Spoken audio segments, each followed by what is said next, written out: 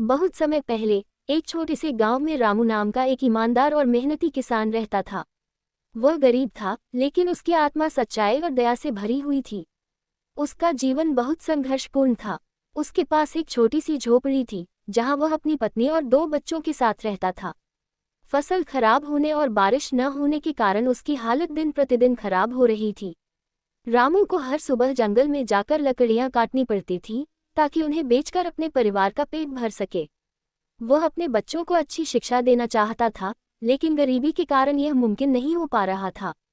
एक दिन लकड़ियां काटने के लिए जंगल में जाते समय रामू ने सोचा, काश मेरे पास कोई ऐसा उपाय होता जिससे मैं अपने परिवार की सभी जरूरतें पूरी कर पाता। रामू जंगल के अंदर एक घनी झाड़ी में पहुंचा। वहां उसे एक अजीब सी चमकती चीज दिखाई दी। जब उसने करीब जाकर देखा तो पाया कि वह एक प्राचीन घंटी थी, जो मिट्टी में आधी दबी हुई थी। उत्सुकता से रामू ने उसे उठाया और मिट्टी साफ करने लगा। जैसे ही उसने घंटी को बजाया, एक तेज चमक उसके चारों ओर फैल गई और एक जादुई प्राणी प्रकट हुआ। प्राणी ने मुस्कुराते हुए कहा, रामू, मैं इस जादुई घंटी का रक्षक हूँ। ये घंटी तुम्हें भगवान ने दी है। अगर तुम इसे बजाओगे और कोई इच्छा मांगोगे तो वह पूरी होगी। लेकिन याद रखना, इसका उपयोग केवल भलाई के लिए करना। लालच के लिए इसका दुरुपयोग मत करना, नहीं तो इसके परिणाम घातक हो सकते हैं। रामू ये सुनकर अचंभित रह गया। उसने प्राणी को धन्यवाद दिया और घंटी लेकर घर आ गया। घर पहुंचकर रामू ने अपनी पत्नी को घंटी के बारे में बताया। पहले तो उसकी पत्नी को विश्वास नहीं हुआ, लेकिन रामू ने कहा, मैं इसे आजमाऊंगा। उसने घंटी बजाए और कहा, हे भगवान, काश मेरे पास इतना अनाज हो कि मेरे परिवार को भूखा न सोना पड़े। जैसे ही रामू ने ये कहा, उनके घर के आंगन में बोरियों में भरा अनाज प्रकट हो गया। रामू और उसकी पत्नी ये देखकर खुश हो गए। उनकी गरीबी कुछ हद तक कम हो गई और उनके बच्चों के चेहरे पर भी खुशी लौट आई। रामू अब समझ चुका था कि यह घंटी वाकई जादुई है। उसने निर्णय लिया कि वह इसका उपयोग केवल जरूरतमंदों की मदद के लिए करेगा। एक दिन गांव में एक बूढ़ी विधवा महिला आई, जो बहुत गरीब थी और जिसके पास रहने के लिए घर भी नहीं था।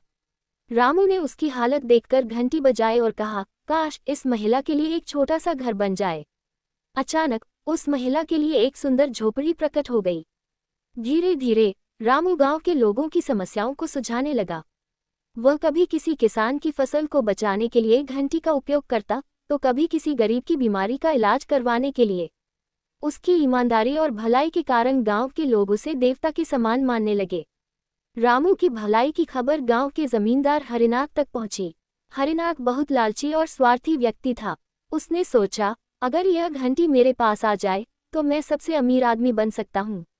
हरिनाथ रामू के पास गया और कहा, रामू, मैंने सुना है कि तुम गांव वालों की मदद कर रहे हो। ये बहुत अच्छी बात है, लेकिन मुझे भी मदद की जरूरत है। रामू ने विनम्रता से पूछा, जमींदार साहब, बताएं, मैं आपकी क्या मदद कर सकता हूँ। हरिनाथ ने चालाकी से कहा, मुझे ये घंटी दे दो, मैं इसे सही तरीके से उपयोग करूंगा। रामू समझ गया कि हरिनाथ लालच के कारण ऐसा कह रहा है। उसने मना कर दिया और कहा, ये घंटी केवल भलाई के लिए है, इसे गलत कामों के लिए इस्तेमाल नहीं किया जा सकता। हरिनाथ ने रामू से घंटी छीनने की योजना बनाई। एक रात जब रामू गहरी नींद में था, हरिनाथ ने उसकी झोपड़ी में घुसकर घंटी चुरा ली। सुबह जब रामू ने देखा कि घंटी गायब है, तो वह बहुत दुखी हुआ। हरिनाथ ने घंटी बजाए और कहा, मुझे इस राज्य का सबसे अमीर आदमी बना दो। लेकिन जैसे ही उसने ये कहा, उसकी सारी संपत्ति गायब हो गई और वह खुद बहुत गरीब हो गया। घंटी ने लालच के लिए इस्तेमाल होने पर हरिनाथ को सजा दी। उसने समझ लिया कि यह घंटी केवल भलाई के लिए बनाई गई है। रोते हुए वह रामू के पास गया और माफी मांगी। रामू ने कहा, घंटी का उद्देश्य केवल दूसरों की मदद करना है, न कि स्वार्थ के लिए उपयोग करना। उसने घंटी वापस जंगल में रख दी, जहां से उसने इसे पाया था। घंटी के बिना भी रामू ने मेहनत और ईमानदारी से काम करना जारी रखा। उसने गांव वालों को भी सिखाया कि मेहनत और सच्चाई से जीवन जीना सबसे बड़ी जादुई शक्ति है। गांव में अब खुशहाली आ चुकी थी। लोग एक दूसरे की मदद करने लगे थे। रामू की कहानी हर किसी के लिए प्रेरणा बन गई। जादुई घंटी केवल एक साधन थी, जो ये सिखाती है कि भलाई और सच्चाई के रास्ते पर चलने से जीवन में सबसे बड़ा सुख मिलता है। रामू की ईमानदारी और निस्वार्थ भाव ने पूरे गांव को बदल दिया। ये कहानी हमें ये सिखाती है कि लालच का परिणाम हमेशा बुरा होता है, लेकिन भलाई का फल हमेशा मीठा होता है। अगर वीडियो अच्छी लगी हो तो वीडियो को लाइक करें, शेयर करें और सब्सक्राइब करें।